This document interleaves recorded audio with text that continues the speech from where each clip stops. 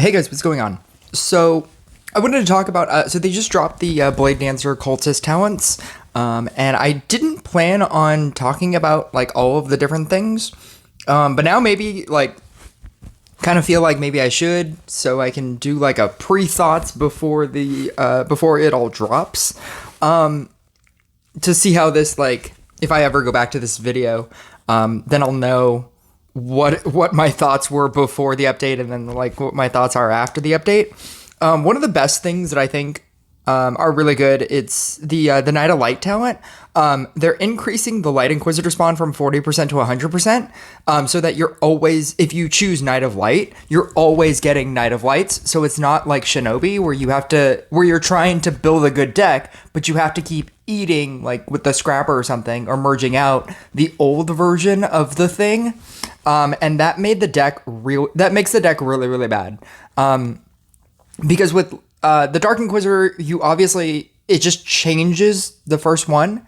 And that was one of the things that gave that a significant advantage. Because if you had the ability to get four or seven Knight of Lights into like Blade Dancer position on your board with like a Knight statue, it's a reasonably solid deck if you can get it early on. But the problem was that it only spawned in 40% of the time.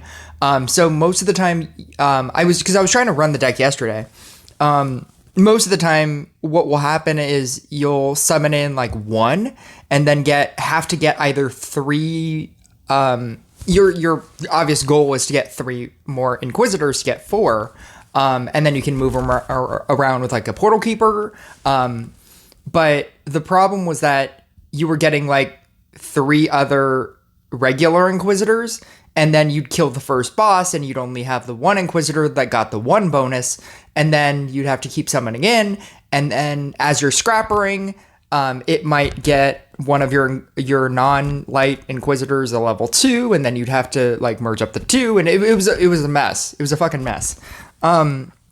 Changing it from 40 to 100%, and then them always getting the bonus over the course of time is great. By the way, if you do run that deck, if you scrap an Inquisitor, all of your Inquisitors go into activated mode, even if you don't have the activation. And it also cleanses, theoretically. Charge bonus goes from 4% to 6%. For Knight of Darkness. After 20 charges, the bonus is reduced to 2.5. That's a buff for Knight of Darkness. And then the Shield of Faith talent no longer grants a damage bonus to the Inquisitor with the shield with Ronin. So you're not getting bonus damage with Ronin. And no longer grants an attack speed bonus. And Shield of Faith originally, right now, grants a damage bonus. It will no longer do that, and now the shield, while still an infinite shield, which was the main problem to begin with, just doesn't do a damage bonus as well. And then the Ronin talent doesn't grant an attack speed bonus, and the limit is reduced from 1300 to 900. I think it's a reasonably good change, but they're not nerfing what the main problem for Knight of Inquisitor was, which was the infinite shield. If a boss can't affect a Knight of Darkness ever,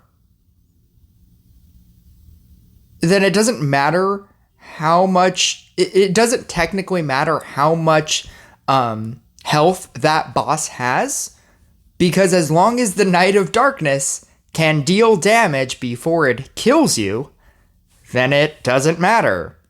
As opposed to other decks where if you get Bedlammed, or if you get Tribunal in some cases, if you get CVS Extra Care, if you get King Puddinged and all of your units slow, if you get Virused and all of your units slow, where those decks will automatically die, the Knight of Darkness deck will still survive. And so I don't understand how they're not dealing with the Shield of Faith. in the way that it has to. You can't have an infinite shield, man. I don't really play Tesla. The chance of a critical attack of a charged Tesla is increased by 3% and by 6% for an overloaded one. Charged Tesla periodically attacks 5 random enemies. They're buffing Tesla, and Tesla was already good. It just wasn't better than a maxed out Inquisitor. Yeah, so they're buffing Tesla, so good luck with that in the new one. Spirit Master, Storm Power talent, bonus attack speed against bosses has been reduced from 30 to 20. And then the area damage on Flame Power, if you use that instead, is increased from 10 to 25. It's because everybody just did attack speed, because that's obviously the better one of the two. The attack speed against bosses. And so going from 30 to 20, I don't think is that bad. I think Spirit Master is probably the best event creature outside of like maybe Tesla, because we all know that Tesla is like the most broken thing and it just got better. I think at early game, like if you're just trying to get one event thing, I think Spirit Master is really, really strong. With my free-to-play account, I decided to just focus on Royal Trials forever. And I was just literally just saving up, and I just got my first Spirit Master. It's so good. It's surprisingly very good at base level. And I have like a Blade Dancer deck, and I'd rather run Spirit Master. Like a Spirit Master at 7 and a Blade Dancer at 7. The Spirit Master just outputs so much damage. I'm actually gonna showcase that in a battle here. Enchant Sword reduced from 27% to 20%. Ancient Magic talent increase enhancement effective 50 to 65. I think going from 50 to 65 is not going to make people use the Ancient Magic one. And the damage bonus going from 27 to 20 is not going to make people use that any less. It's so good when it stacks. And it's just, I don't know. It's still people are still going to use it. And people still aren't going to use the other one unless you have like a maxed out sword. At which point you're doing like the one sword thing where you're just buffing the one sword.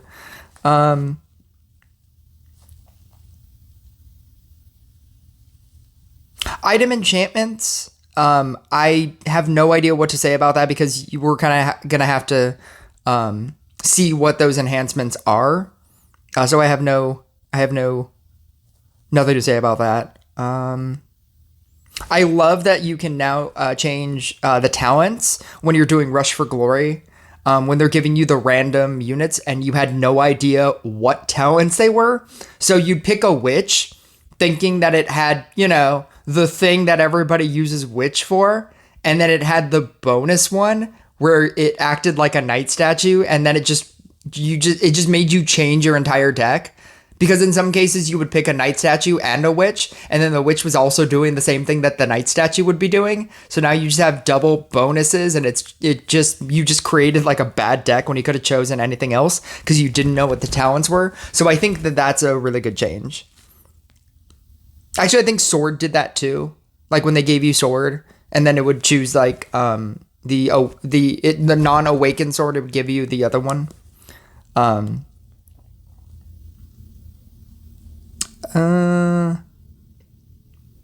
Bestie and Mermaid. I think it's gonna have it's one of them is common, and I hope that the other one isn't like for an event, because the event ones I'm just never gonna obtain. It's gonna take a very, very long time for me to even want to get a Zeus, or a what is it, Gravekeeper? Whatever that guy is called, Necromancer. And I say that because I'm probably going to want to max out whatever unit it is first. as opposed to the random shards that you're gonna get. Because every time you buy the pass, you're getting the unit. You're getting at least one copy of the unit. Every time you buy a pass and you use it towards shards, you're getting part of a thing. And you need far more shards to level up a hero than you do leveling up a unit. And it just feels like it just becomes a really big money sink. And so one of these is going to be a common, and one of them is going to be something else. And so I don't really have any thoughts on either until we find out like which one is common and which one I'm never going to obtain, unless they make it rare, which would be really cool. The crafting thing I think is really really good. Which is why I'm literally just focusing on maxing out an item, because at this point I have so many multiples of items that I'm gonna be able to just take an item up, and I think this is much better than what it was before.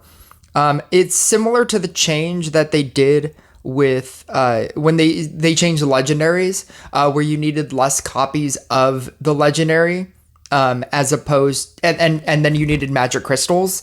A lot of people hated that change when it first dropped, and I loved it because when you started getting up like a Blade Dancer or something and you needed like fucking 8 copies of a Blade Dancer, it was dumb. Like, I don't understand how anybody would think that having 8 copies of the same thing or 12 copies of the same thing to upgrade something is better than having 4 copies of the same thing and then 6 random things that you didn't even care about to begin with. And that's how this feels like it's gonna work. Focus upgrading your one thing, and then to obtain a similar item. To obtain a similar any item, it's pretty easy, as opposed to obtaining 4 of the same rarity item like at random in randomness, because at any time you're like popping open the item like random thing, it's random. And like I've been playing this game for a while. The amount of items that I've obtained is insane, and I still don't have a 4th sword. Like, to get to merge up this sword, I need 3 other swords, and I have 1. And then you have to get, so then you'd have to get 4 of these. At which point, every time you get a random thing, you need 4 common swords. And I don't even have a common sword right now. Like, because then you have like the pool of like items that you can potentially get from a random generator is crazy. You can get a spear, a bow, a sword, like a staff, and you then have to get 4 of those, and then to get 1 of these, and then 4 of these to get 1 of these, and then you need 4 of these. Like, it's crazy. Like, I felt like I was never gonna get anything higher than this sword. I've been playing this game forever, and the only 2 legendary items that I have, it's this staff, and I don't even remember how I got it. I think I must have just randomly got this. But it's basically that staff, and I think I have one more thing. I've gotten so many knight statues. Are they called, or knight's armors? Knight's armors. That I ended up getting 1 of those. And it's just crazy. And then you're trying to get, and then even beyond that, you're also trying to get like the faction bonus. So even when you get a rare thing, if it's not in the same faction that you want, then that's still a waste of time. And you needed like 16 commons to get a rare? It like the original, yeah, like, so the changes that they made with crafting, I'm completely here for. It's like one of my favorite things about this update, other than talents. I think this is another example of something that we're going to have to see it in action before we judge like what it is. Because how this reads, mana power up now eliminates cultists on the corner tiles of the board. Obviously, because the corner tiles are the useless tiles for cultist decks. And it refunds the mana for summoning new units and increases the damage done by cultists. The ability has a cooldown. Its effectiveness depends on the number of cultist units that are eliminated and can be approved by acquiring talents. Which is incredibly strange because now it feels like they're treating cultists like Monk. How Monk has base damage and you increase it by increasing your board, not by increasing the mana power up. And it eating the side things, I feel like that's good. Because I guess you're not mana powering it up anymore. And it's literally just you're treating it like Monk, where it goes into a frenzied thing. The level 9 talent allows you to collect the souls of sacrificed cultists. The souls will either function as a buff for your remaining units or to summon demonic guardians. After collecting a specific number of souls, you will gain great power as your cultists will receive new abilities. I like this. I think that you will obviously use the buff. I think that's the much better of the two. Even especially at such a low level, I don't think the extra singular unit is that great. Unless you want to build the deck that I've always wanted to build, which is the summon units against your opponent deck. So where you're using like this, you're using Mari, and then you're using like either a Reaper or a Demonologist. And then you can just, like, if they get Gorgoned or if they start to get Gorgoned, you can like just keep making them get hit by a thing. But if you're playing Inquisitor and bosses don't matter, level 11 talent grants you the ability to sacrifice any of your units and use magic to cleanse units of negative effects. I like that cleansing is becoming a thing now, just across the board. You have like Tesla gaining a shield. You have the Infinite Shield Inquisitor. You have Spirit Master cleansing every 50% for 1,000. And then Blade Dancer has one too. And then one of the abilities of one of the, I think it's Mermaid. You get like a shield, a protection shield from that. I like that cleansing is becoming a thing. They're making it so that you don't necessarily need to run Portal Keeper as your only way of getting rid of things, which I think is good. I think it's healthy. Level 11, and they're actually, this is just the biggest middle finger to Witch players. And when everybody was complaining about Witch, they're just like, everybody gets cleansing and shields now. Level 13 will increase the damage dealt by cultists as well as the number of monsters spawning on your opponent's side. Increased damage, again, I think you just go increase damage. You just go increase damage across the board. With the non-ability to level up Inquisitors with the mana power up, I think that utilizing all of the talents for damage is better. With the last talents, cultists will dispose of their enemies by burning the ground beneath them with hellfire. I saw the video, and it looks like the ground is at the gate, like right where they come out, and it's just every so often it does that, which is fun. Blade Dancer. Level 9 gives you the ability to keep your dancers in a state of endless dance, increasing their attack speed and also giving you new board building strategies. It's weird that it only talks about one. Because I saw the video. We can like watch this here. I'm not gonna rotate my screen here. I have no idea what's happening here. And it's basically this part here. And you're gaining something. because it switches and you see the number 4 and the number 5. And I have no idea what that is.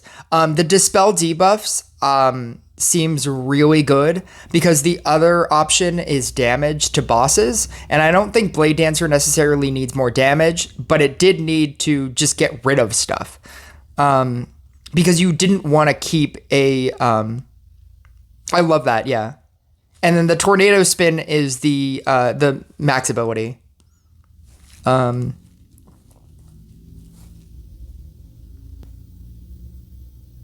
Level 11 is increase the damage done to bosses and mini bosses, or helps you cleanse negative effects.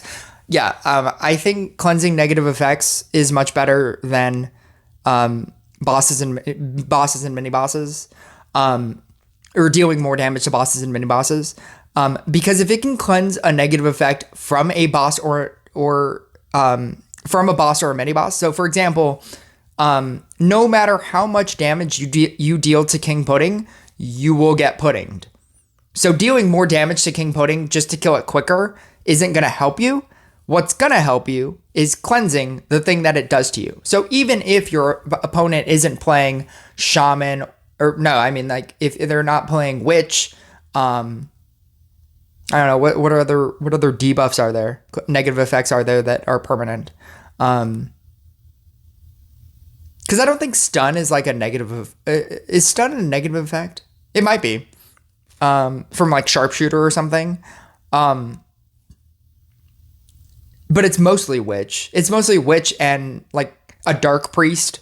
Like a dark priest will automatically hit you anyway, no matter how fast you kill it. And if you can cleanse those effects, I think that's much better than dealing more damage to bosses and mini bosses. Because I don't think it needed. I don't think Blade Dancer needs more damage. I don't think that was ever its problem. It was negative effects. That's usually why you die. The level 13 affects your weapons, increasing critical damage chance or adding damage to additional targets. I do think that the problem with Blade Dancer was additional targets. It's why you usually lost to Blade or to Occultist decks if you ever lost to Cultist decks or Inquisitor decks, because Inquisitors hit multiple targets. I think that the additional targets is going to be the better one. And then the last talent to just send a tornado is crazy. I'm obviously going to make a deck, or I'm obviously going to make a video as soon as this drops. And I'm just going to max my Blade Dancer out. I need to know what 9 does, because I still don't understand what it does. But with the 11 talent, obviously cleanse. With the 13 talent, the damage to additional targets is crazy. And then I'm totally going to have 15. And I'm going to have to look at what 9 does. This is kind of a long video, and I don't want to make it longer, and by adding what I wanted to add. So I'm just going to make a separate video. But those are my thoughts on it, the entire update as a whole. We're just going to have to see. I think that more people will start using Night of Light. Hopefully this makes more people use Night of Light. I think it's better. I never used Frost, if you were wondering why I didn't talk about it. I wasn't using Frost, and now they're making it worse than what it was. I tried using it, and it's just not at low levels, because I only have it at a 9. A 9 with the first talent, which is what this is. The duration is reduced from 6 to 4. I was trying to use it, and it just didn't feel like I was doing enough to affect the Shaman meta that this would work well with.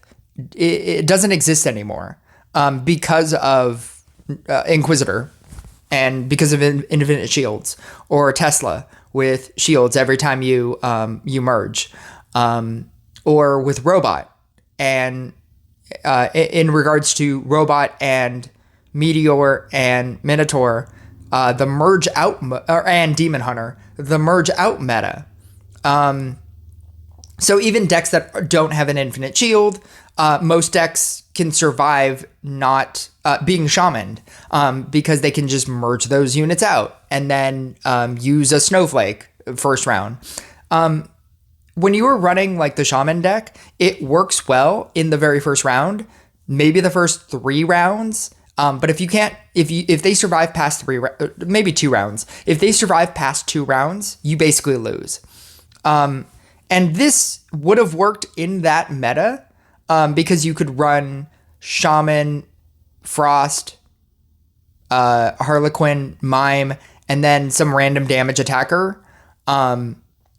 And you could just and then run Trickster. So you could Trickster them, and then you could merge a Frost, so that for 6 seconds they would just not get any mana at all, and then you could like summon in and shaman them while depriving them of a mana, and that would have worked if your shamans worked.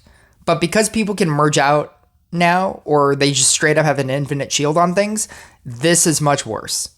I guess what they're saying is at higher levels, when you had like a maxed out version of this, and it's like when you have the legendary Frost, or the maxed out Frost, where the one guy is like freezing things every so often, maybe that was too oppressive. But with where I am in my game, I don't deal with that. So I have no thoughts on them changing it from 6 to 4. I just know that where I'm at in the game, it doesn't even work to begin with. I'm really excited to see like Knight of Light decks, to see how that works. I don't think that the Shield of Faith, granting the damage bonus or the Ronin talent, granting the attack speed and taking those away, is going to affect the effectiveness of an Inquisitor. It'll affect it in some way, but I still think that Inquisitor decks will still be good, because having an infinite shield is incredibly good. Like if you can increase the damage in other ways, in the ways that it's showing that you can with sword. I mean, they're making sword's effectiveness less by going from 27 to 20, but like you still have Trapper and you still have sword, and I don't know if they're reducing the damage from 1300 to 900%. I mean, they're reducing the damage, but I've always felt that the problem is not being able to be affected by bosses and by effects. I feel like that's the main problem of Inquisitor. But we'll see. I'm going to make a second video today, like just right now, because I wanted to do a couple of tournament battles. So I will see you guys in that video.